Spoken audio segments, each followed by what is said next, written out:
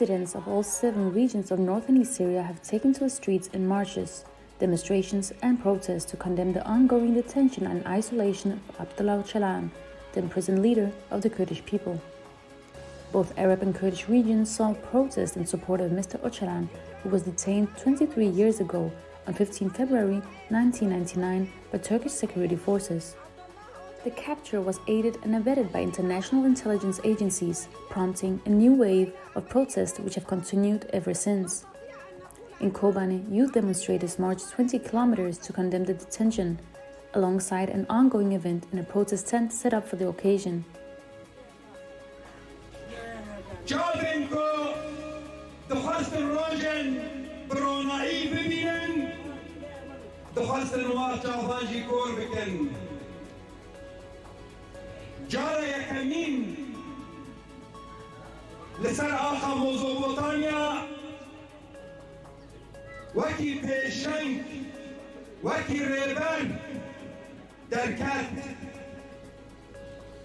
Thousands of people also took to the streets in Hasake, Shehba and Qamishlo, as well as protests in Arab-majority regions such as Deir el-Zor, Raqqa and Manbij.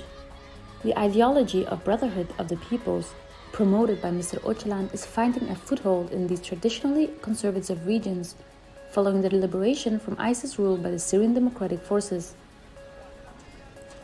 Mr. Ocalan has been in prison since his 1999 capture on the island of Imrali, held in virtual isolation in conditions amounting to torture. The Mandela of the Middle East has been held virtually incommunicado for a number of years.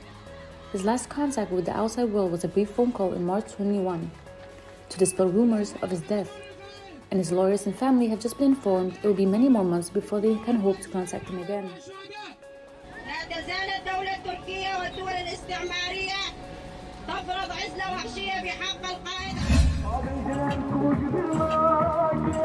Protests against the detention and capture of Abdullah Öcalan also took place across Europe, with demonstrations in London, Stockholm and Moscow. Speaking in Moscow, members of the Kurdish women's organization gathered to condemn the arrest of Mr. Öcalan. Me komploja 15 sbati, ja kuseroke gel, besalan be işkenceya, tecriti, u politika faşizma imperialist, u erişin kuav 23 salın, va garandia zinjira komplo u tecriti. The protesters linked Mr. Öcalan's arrest with ongoing attacks against the Kurdish people and the military and political representative conducted by the Turkish government. Mr. Öcalan spearheaded 2013 to 2015 peace negotiations between the Turkish government and the Kurdistan Workers' Party, and is widely seen as a key to resolving the crisis in Turkish politics. As such, his case has garnered much international support, with scores of Nobel Prize winners recently signing an open letter to call for his release. At protests in the British and Swedish capitals, trade union movement and Kurdish expatriates also lend their voices to calls for Mr. Öcalan's release. Lindsey German, convener of the Stop the War. Lindsey German, British socialist, political activist, co-founder and convener of Stop the War Coalition in support of the Freedom for Öcalan campaign, have highlighted that the Kurdish leader Abdullah Öcalan's isolation is against very basic human rights. German also underlined that the banning PKK is a selective political decision. Kurds are fighting for the liberation of their country, and designating PKK as a terrorist organization is completely wrong, she said. Well, it's appalling treatment of Öcalan, and it's something that has been going on for a very, very long time. There's no justification for it. We have in this country and in the United States and a whole number of other countries, we have this sort of ideology of human rights, but it's very, very selective about how it deals with human rights. In the case of Öcalan and the case of the Kurds more generally, I'm afraid that our government and various other governments have allowed the Turkish government to behave in this way. And it's a very basic question of human rights that he should be released. He shouldn't be treated in this kind of way. It's not just affecting his civil liberties, but it's obviously also will affect his health and well-being, and there's absolutely no justification for it. So I'm very much in favour of him being released. Well, the banning of the PKK and the designation of it as a terrorist organisation is again something which is very, very loaded politically, because what effectively they're saying is that people who are fighting for their national rights and who are fighting for the liberation of their own country, and there is a very long tradition of this happening in different parts of the world, from Ireland to India, they're saying they don't have the right to do this, and this is completely wrong. And I think that it's one of the big issues still in, if you want to call it international politics, international relations, that the Kurds were denied their own homeland, more than 100 years ago now, and this wrong ought to be rectified. German also underlined that Ocalan is the main figurehead in Kurdish struggle, and isolation on Ocalan shouldn't be allowed. She said, "Well, my message to the Kurdish people is that you've fought very, very bravely over a whole number of issues for many, many years. This is about the right of the Kurdish people to have their own autonomy, to have their own ability to organise and to be politically represented, their ability to speak their own language, and a whole number of other issues that are very, very important. And I hope the focus on Öcalan is important because it's about saying that he's a figurehead, he's an important political figure in the Kurdish movement, he's the best known political figure in the Kurdish movement. To keep him in prison in these intolerable conditions should not be allowed. So I think the message is, let's keep campaigning, let's keep organising, and let's fight in every way that we can for his release. Dear Lindsey German.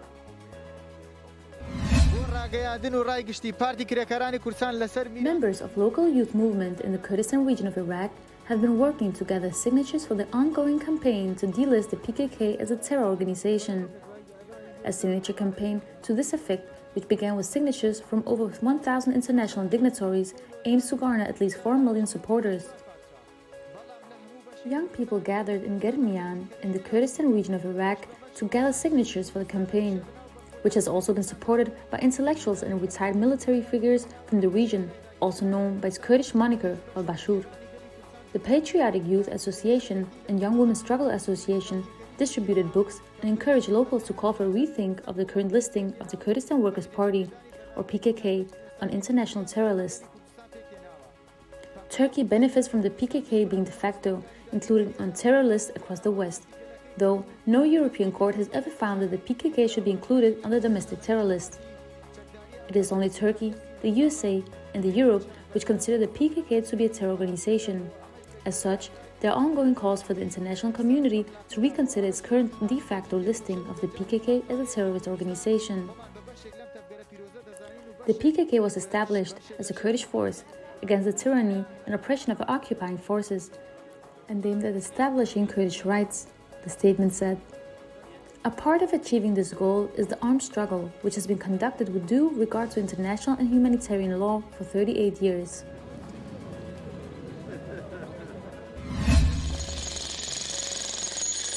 The Democratic Autonomous Administration of Sinjar has been installing new water pipes in rural villages despite facing major economic and political challenges. The Yazidi homeland suffered major destruction in the war against ISIS, while the region has long been economically isolated and failed to benefit from the relative financial strength of centers of power in Baghdad or the Kurdistan region of Iraq. The DAA, established by Yazidi residents of the region following the liberation from ISIS assault by Kurdish guerrilla forces, has been working to meet these challenges. In the Zorava village, new water pipes are being laid to assist locals still reliant on hand-drawn water from wells, which often leads to health complications. The Sinjar region remains contested between autonomous, Yazidi-led forces and other political actors, including the Federal Iraqi Army, allied Shia militias, and the Kurdistan Regional Government's Peshmerga forces. Local leaders have long accused the Baghdad government of using these tensions as an excuse to increase its presence in the region. While failing to provide practical support for the region, thousands of Yazidis were killed and many more displaced in the 2014 ISIS onslaught, described as a genocide by the UN and other international organizations.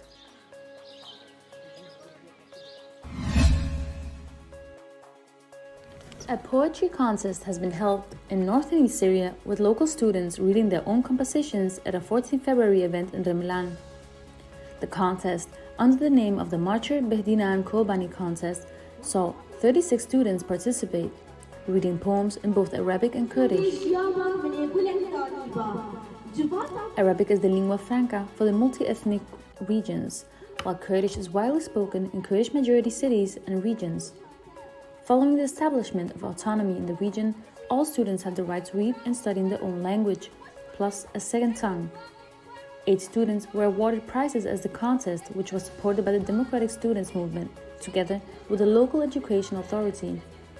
The competition was named after the youth activist Behdinan Kobani, who was among 5 young people killed in a Turkish drone strike against youth activists in the city of Kobani on 25 of December 2021. The attack, which sparked a wave of protest, was one of the recent spate of air assaults against North and East Syria and other Kurdish and Yazidi regions conducted by the Turkish armed forces.